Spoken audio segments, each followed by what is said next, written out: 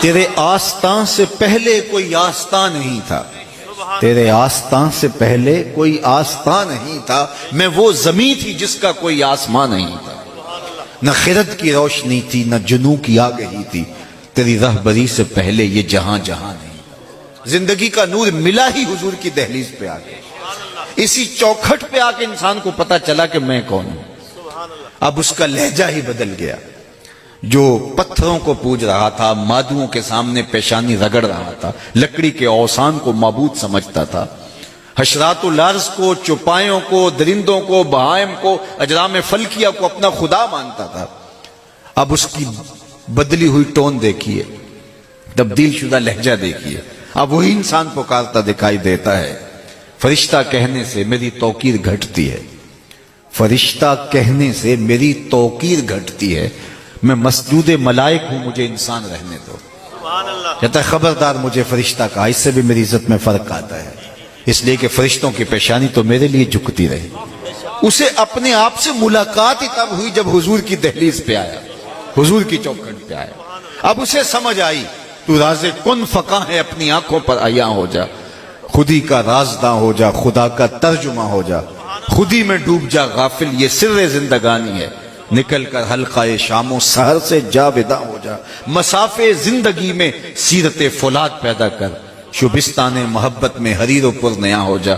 گزر جا بن کے سیلے تند رو کوہ بیاباں سے، گلستان راہ میں آئے تو جوئے نغمہ خاں ہو جا، تیرے علم و محبت کی نہیں ہے انتہا کوئی، نہیں ہے تجھ سے بڑھ کر ساز فطرت میں نوا کوئی، کائنات میں تو تیرے سے بہتر کائنات میں کوئی ہے ہی نہیں، تو مقصود ہستی ہے، تیرے دم سے بزم عالم میں اجالا ہے، لیکن تو سمجھ ہی نہیں پایا کہ میں ہوں کون، اپنے آپ سے تیری ملاقات ہی نہیں ہوئی،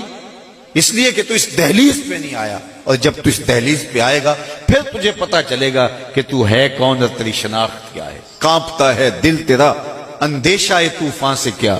نا خدا تو، بحر تو، کشتی بھی تو، ساحل بھی تو،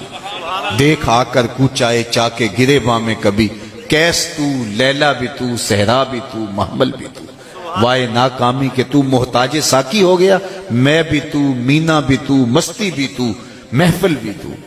آہ کس کی جستجو آوارہ رکھتی ہے تجھے، راہ تو، راہ رو بھی تو، راہبر بھی تو، منزل بھی تو، بے خبر تو جوہر آئینہ ایام ہے، تو زمانے میں خدا کا آخری پیغام ہے۔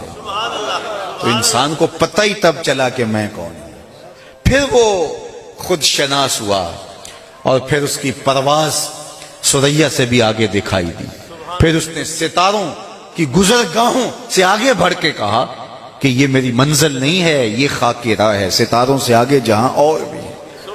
تو کہا کہ یہ تو کچھ بھی نہیں ہے، یہ تو میری دہلیز کی نوکری ہے، یہ چرخ، یہ آسمان، یہ سب کچھ میرے گرد گھوم رہا ہے، تو یہ نور، یہ سرور، یہ خود آگاہی کے اجالے حضور علیہ السلام کی دہلیز سے نصیب ہوئے، اور اگر یہ در نہ ملتا تو انسان آج بھی بھٹک رہا ہوتا، اور آج بھی اندھیروں کے اندر، ظلمتوں کے اندر کھویا ہوتا۔ اس لیے خدا شناسی تو بہت دور کی بات، ہم خود شناس بھی نہ ہوتے اگر حضور کی دہلیز نصیب نہ ہو۔